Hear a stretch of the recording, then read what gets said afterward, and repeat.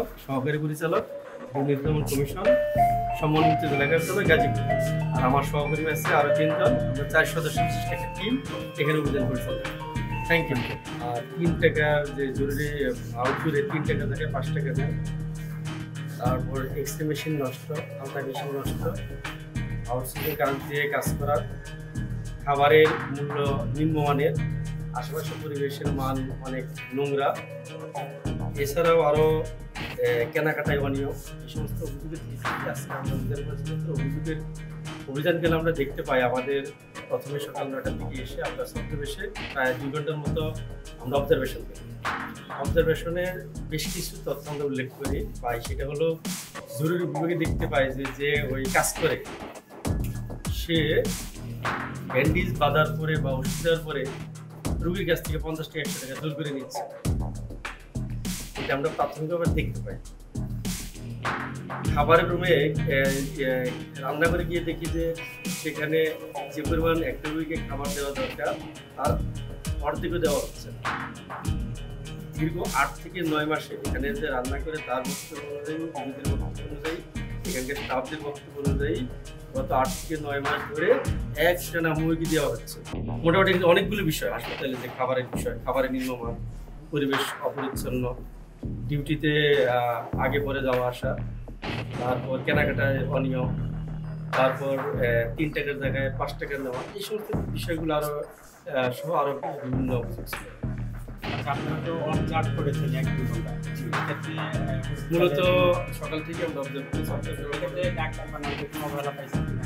অবহেলা বলতে এখানে আমাদের যে অ্যাটেন্ডেন্ট শিটটা ডাক্তারদের আগে কখন আসবে এটা ওনাদের সার্ভার এন্ট্রি করতে পারে, এটা আমরা দেখতে পারি না, সার্ভার দেখতে পারতেছি না, দেখতে পারি না যে কে আসেনি আজকে, কে আসছে এটা আমরা দেখতে পারি। তবে আমি মনে করি যে খাবারের বিষয়গুলো যে ঠিকাদারকে কাজ দেওয়া হয়েছে এরা আসলেই তাদের দায়িত্ব সঠিকভাবে পালন করে নাই।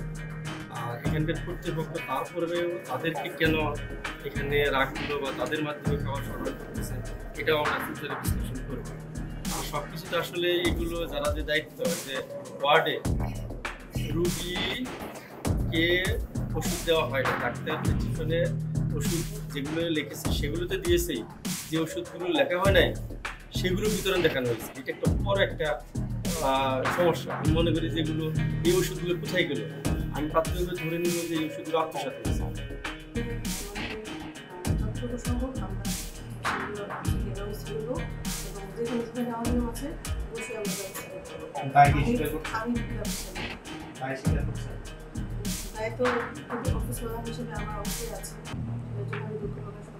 এই জন্য আপনারা এই বিষয়ে আজ থেকে নিয়ে আপনার সতর্কভাবে একদম সততার সাথে নিষ্ঠার সাথে আপনার দায়িত্ব পালন করবেন। আপনার প্রতিষ্ঠানে সেটা আপনারা ধরে নিলে আপনার কিন্তু আপনারা মনে রাখবেন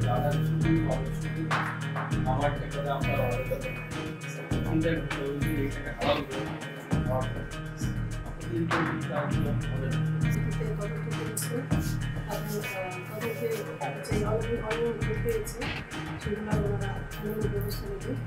আমি তদারক করি, কিন্তু সব সেক্টর ভাগ করা, যার যার ইনচার্জ আছে বিভিন্ন সেক্টরে, ইমার্জেন্সিতে ইমার্জেন্সি ইনচার্জ, ওয়ার্ডে নার্সিং ইনচার্জ, লাইটে আরও দায়িত্ব থাকে, স্টোরের দায়িত্ব থাকে।